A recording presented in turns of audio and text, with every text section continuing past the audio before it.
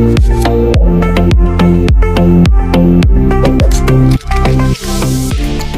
મિત્રો, શિક્ષણ દીપ ચેનલમાં આજે આપણે ગુજરાતના સાંસ્કૃતિક વારસામાં વાત કરીશું ગુજરાતના લોકનૃત્યોની। એક ગરબો। ગરબો શબ્દ સંસ્કૃત ભાષાના ગર્ભદીપ ઉપરથી ઉતરી આવ્યો છે। મોટે ભાગે સ્ત્રીઓ દ્વારા શક્તિ અને ભક્તિની ઉપાસના સાથે ગરબો રમવામાં આવે છે। ગરબો એ શ્રદ્ધાનું એક પ્રતીક પણ ગણાય છે। વલ્લભ અને ધોરા ભટ્ટ ગરબાના પિતા ગણાય છે। સમગ્ર ગુજરાત રાજ્યમાં નવરાત્રિની ઉજવણી આસો સુદ એકમથી આસો સુદ 9 એટલે કે 10 કે શરદ પૂનમ સુધી કરવામાં આવે છે। 2 રાસ। રાસ ગોળાકાર ફરતા ફરતા નૃત્ય સાથે કરવામાં આવે છે। દાંડિયા રાસ એ રાસનો એક પ્રકાર છે। આ ઉપરાંત ગાગર કે હાંડો લઈને પણ રાસ કરાતા હોય છે। રાસ રમવા સ્ત્રીઓ ભરત ભરેલા ચણિયાચોળી અને પુરુષો કેડિયા ધોતીનો પોશાક પહેરે છે। નવરાત્રિ કે જન્માષ્ટમીના તહેવારોમાં શક્તિ અને કૃષ્ણની પૂજા સાથે રાસ રમાય છે। 3 ગોફ ગૂંથણ નૃત્ય। આ નૃત્યમાં ઢોલ વગેરેના સંગીતના તાલે માંડવા, થાંભલા કે વૃક્ષ સાથે દોરી બાંધી તેના છેડા નીચે સમૂહમાં ઊભેલા નર્તકો એને પકડીને વેલ આકારે એક અંદર અને એક બહાર એમ ગોળ ફરતા થઈ ગૂંથણી બાંધે છે અને છોડે છે।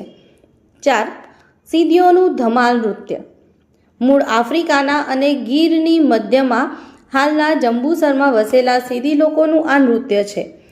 મશીરા એટલે કે નાળિયેરના કોચલામાં કોળીઓ ભરી તેના પર કપડું બાંધી તાલબદ્ધ ખખડાવવાની સાથે મોરપીંછનું ઝુંડ અને નાના નાના ઢોલકા સાથે ગોળાકાર ફરીને આ નૃત્ય કરવામાં આવે છે। પશુ પક્ષીઓના અવાજની નકલ કરતા સમૂહમાં આ નૃત્ય કરવામાં આવે છે। 5 મેરાયો નૃત્ય। બનાસકાંઠાના વાવ વિસ્તારમાં સરખડ કે ઝુંઝાળી જેવા ઊંચા ઘાસમાંથી તોરણ જેવા ઝુમખાનો મેરાયો ગૂંથી ઢોલના અવાજ સાથે તલવારના દાવપેચ જેવું નૃત્ય મેરાયો નૃત્ય તરીકે જાણીતું છે। પઢાર નૃત્ય। સુરેન્દ્રનગર વિસ્તારમાં પઢાર જાતિના લોકો દ્વારા આ નૃત્યમાં દાંડિયા કે મંજીરા લઈ અને તાલ સાથે શરીરને જમીન સરસું લઈ બેઠા થવાનું હોય છે। આ નૃત્યમાં સાગરના મોજા ઉપર હિલોળા લેતું વહાણ જેવું દ્રશ્ય સર્જાય છે।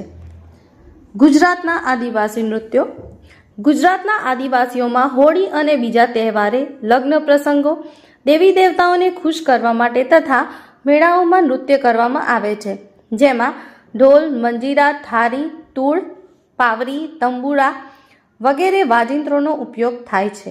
ગુજરાતના આદિવાસી નૃત્યોમાં ચાળો નૃત્યમાં ખિસકોલી, મોર, ચકલી જેવા પક્ષીઓની નકલ કરવામાં આવે છે। ડાંગમાં માળીનો ચાળો અને ઠાકળિયા ચાળો જેવા ચાળો નૃત્યના પ્રકારો જોવા મળે છે। આ ઉપરાંત ગુજરાતના આદિવાસીઓમાં ભીલ અને કોળી જાતિનું શ્રમહારી ટીપણી નૃત્ય જાણીતું છે।